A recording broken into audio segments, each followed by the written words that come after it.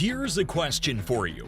What do you possibly think you'd do if, while in the pursuit of your dreams and just being yourself, the very people you trust turn their backs on you?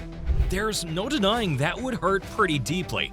But what if that betrayal was exactly what you needed to push you beyond your limits? And you might be thinking right now, that's kinda weird, right? I'm usually doing my best when I have people supporting me, but that's the untold story of one of the greatest footballers of our time. Of course, we're talking about Kevin De Bruyne. Stay with us as we unravel how a shocking, heartbreaking family betrayal could have ended his career before it even began.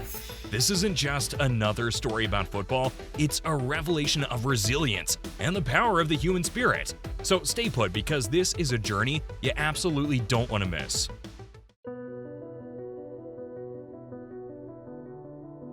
Kevin De Bruyne was born on June 28, 1991 in Drongen, Belgium. From a young age, De Bruyne's life revolved around football. His parents realized pretty early on his talent and dedication, and they often found him in the garden practicing day and night. To challenge him, they made him play with his weaker foot, a move that would later set him apart from many players in the sport. And at just 6 years old, De Bruyne joined his local football academy. His talent was evident, and by 8, he was already seeking more challenging competition. He was like, yeah, these kids, they aren't good enough. By 10 years old, he joined the Ghent Academy, the best in his hometown. Despite his shy and reserved nature off the field, De Bruyne was quite assertive and outspoken during matches, always pushing for better performance from himself and his teammates. De Bruyne's dedication to football was unwavering. He would spend hours practicing, trying to perfect his skills, and dreaming of becoming a professional player. His parents supported him wholeheartedly, believing that their son had the potential to achieve greatness. But little did they know, their encouragement and De Bruyne's determination would soon be tested in unimaginable ways.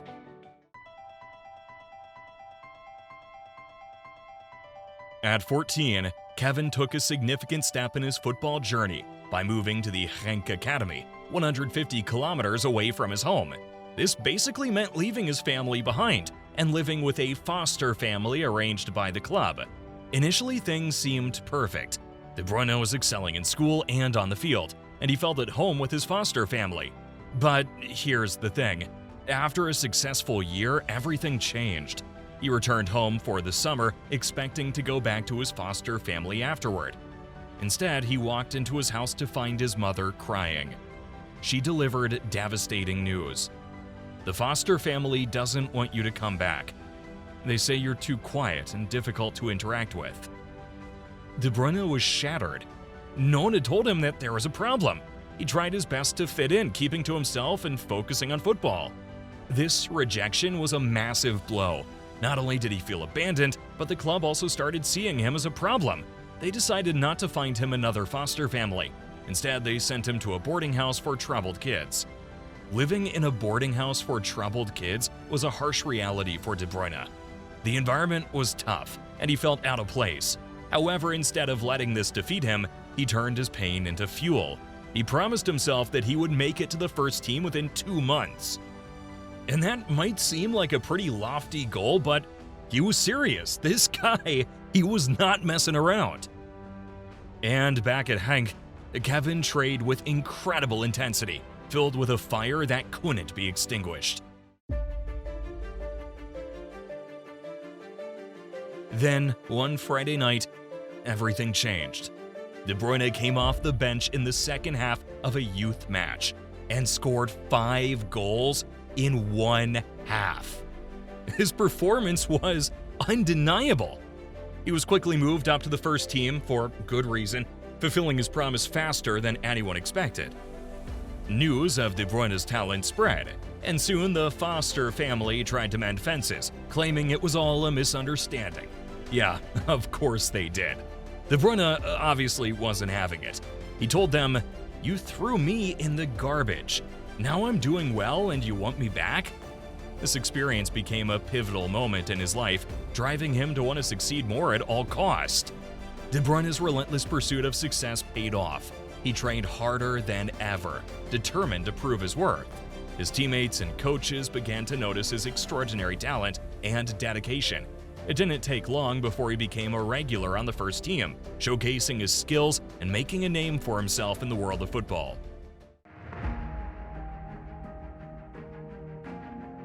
Now, De Bruyne's professional success developed slowly over time.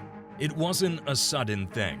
During his debut season on the first team, he had limited playing time, but by his second season, he was receiving increased minutes on the field.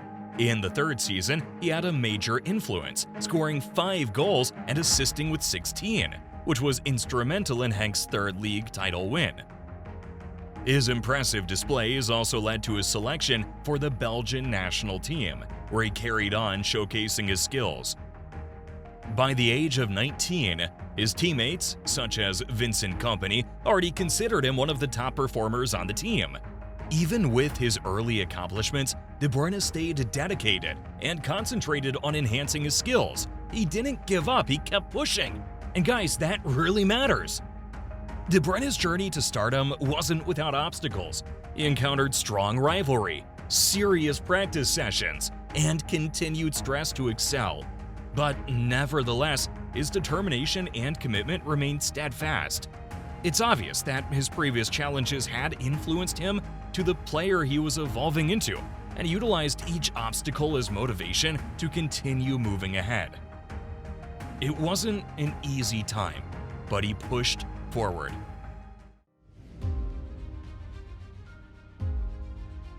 However, life hadn't finished putting him to the test. I know, but anyway, let's talk about it. In 2012, De Bruyne relocated to Chelsea with aspirations of leaving his mark on the Premier League. Nevertheless, the situation did not unfold as he'd expected. He faced challenges finding his spot on the team and was later sent on loan to Werder Bremen in the Bundesliga. At that moment, he rediscovered his top form, scoring 10 goals and assisting 9 times. Even though De Bruyne had achieved success in Germany, his comeback to Chelsea was overshadowed by personal problems. His girlfriend was unfaithful to him with his own teammate, Thibaut Courtois. Yeah, imagine how that felt. Oh man, this is honestly kinda sad. And this act of betrayal obviously increased his mental stress, impacting his playing abilities on the field. Chelsea eventually offloaded him to Wolfsburg after only 6 months. In his return to the Bundesliga, De Bruyne channeled his anger and frustration to boost his performance. He had a fantastic campaign at Wolfsburg, which was a Bundesliga record back then. He literally led the team to a championship and a runner-up position in the league. He was named on the Ballon d'Or shortlist and crowned Bundesliga Player of the Year due to his outstanding performances.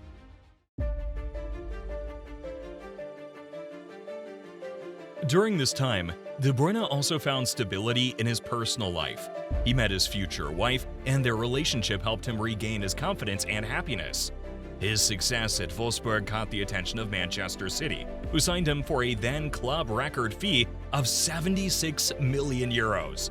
Yeah, I wonder how his ex-girlfriend felt about that. Too late! And at City, under the guidance of Pep Guardiola, De Bruyne reached new heights. Guardiola saw his potential and nurtured it. Because, of course, that's what Guardiola does. One time he told him, "You can be a top 5 player in the world." And guys, he meant it. De Bruyne's time at Manchester City wasn't without challenges too. Injuries plagued him, and he had to work hard to stay fit and perform. Yet every time he returned, he did so with a vengeance. In the 2017-18 season, he led City to a record 100 points in the Premier League, and around the same time he was a key player in Belgium's best ever World Cup finish.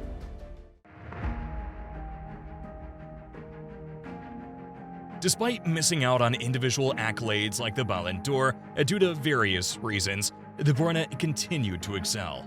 In 2020, he matched Thierry Henry's record for most assists in a single season in the Premier League and was also named the league's best player. Kevin De Bruyne's narrative is marked by perseverance and drive. He transformed every hurdle into inspiration, Whether it was being abandoned by a foster family or dealing with personal and professional obstacles, his voyage demonstrates that with sufficient determination and effort, you can conquer any challenge. And today, Kevin's regarded as one of the best midfielders in the world. He's secured numerous Premier League championships, local cup victories, and personal accolades. And his story continues to motivate countless young soccer players worldwide. And that wraps it all up. So next time you watch Kevin De Bruyne dominate the pitch, remember that his success is more than just skill and hard work. It's a story of overcoming deep personal betrayal. Despite the pain of being betrayed by those closest to him, he channeled that hurt into his game, emerging stronger and more determined. And guys, thanks for watching. If you enjoyed this video and want to see more inspiring stories like Kevin De Bruyne's, make sure to hit the like button and subscribe to our channel. Also, don't forget to leave a comment with your thoughts and let us know which player's story you'd like to hear next. See you in the next video.